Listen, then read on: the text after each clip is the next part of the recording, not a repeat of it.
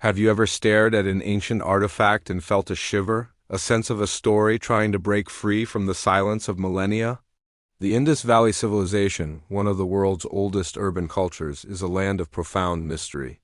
We see their planned cities, their intricate seals, their sophisticated drainage systems, but their stories, their beliefs, their fears, much of that is lost to time. Yet sometimes a whisper escapes.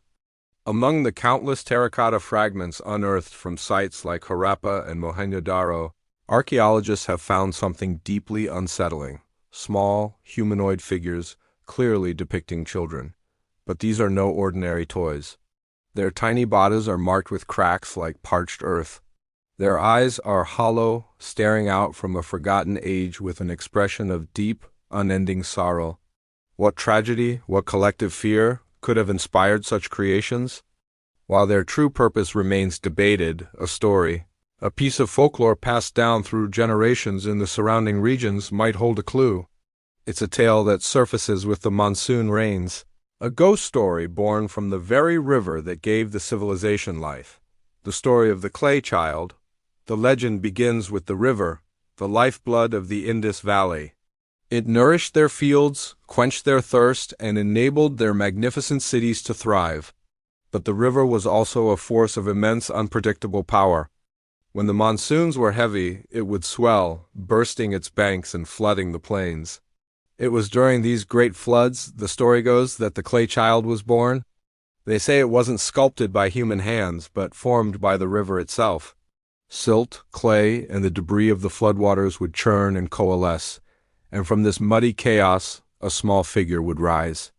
A child, seemingly molded from the riverbed, given a semblance of life by the raging waters. As the floodwaters swept through the settlements, this clay child would appear.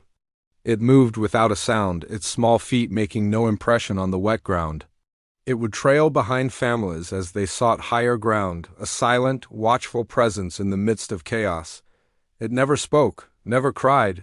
It just followed. Its form was crude, its face a simple mask with two hollow voids for eyes, its skin the color of wet earth, already showing fine cracks as the air began to dry it. The elders warned their children. Do not look into its eyes, do not listen if it calls, and whatever you do, do not touch it. The terror of the clay child wasn't in what it did, but in what it represented. It was an omen, a physical manifestation of the famine and hardship that often followed a destructive flood. It was the embodiment of nature's indifference, a walking reminder of their fragility. The heart of the legend, the source of its deepest fear, lay in a simple, devastating curse. Any living child who made contact with the clay figure, even the slightest brush of a hand, would be forever changed. They wouldn't fall ill, they wouldn't be spirited away. Instead, they would simply stop. They would stop growing. Their bodies would remain small, frozen in that moment of contact, while their minds continued to age. Imagine a child, trapped in a body that no longer matures, watching their friends and siblings grow tall, marry, and have children of their own while they remain forever a child in form. A living ghost, a constant, painful reminder of that fateful flood and the touch of the clay creature.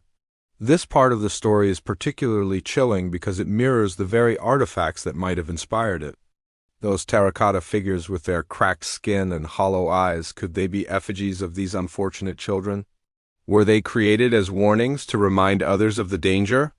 Or perhaps they were made in grief, a way for a family to mourn a child who was lost not to death, but to a state of being frozen in time?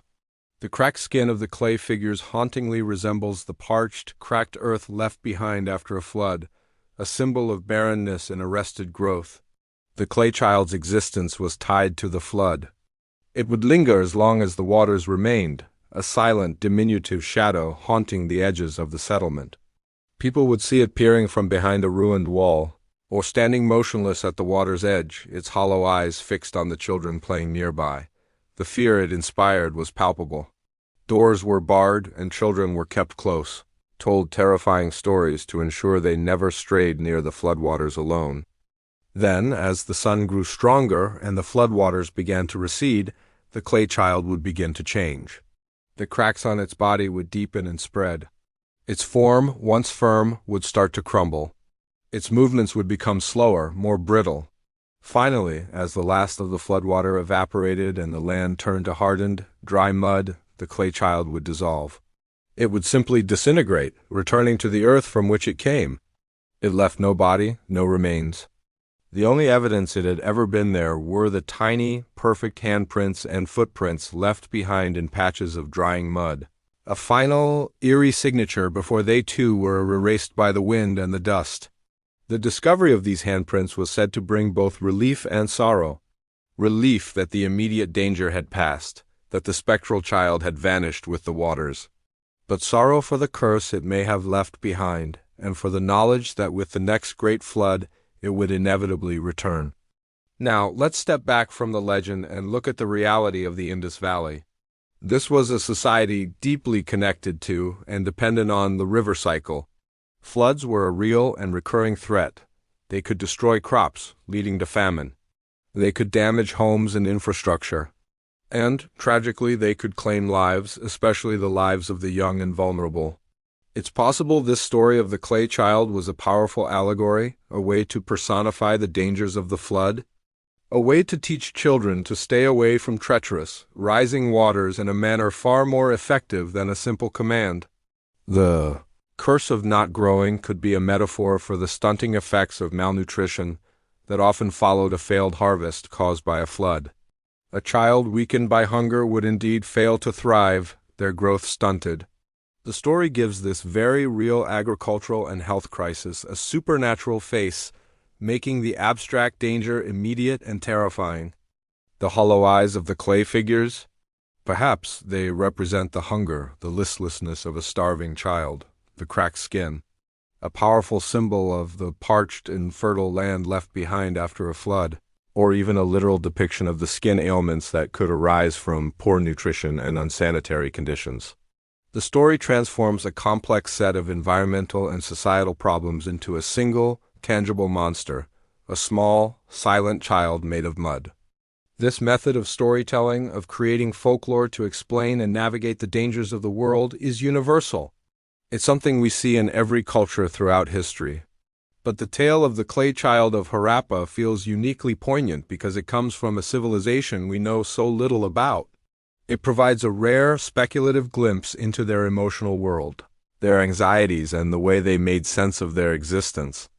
It suggests that beneath the well-ordered streets and advanced architecture, there was a layer of fear, a deep respect for the power of nature, and a profound sadness for the children they couldn't protect.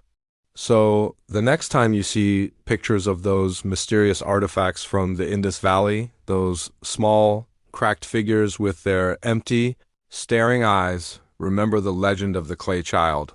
Think of the churning floodwaters, the silent figure trailing behind frightened families, and the devastating curse of a single touch.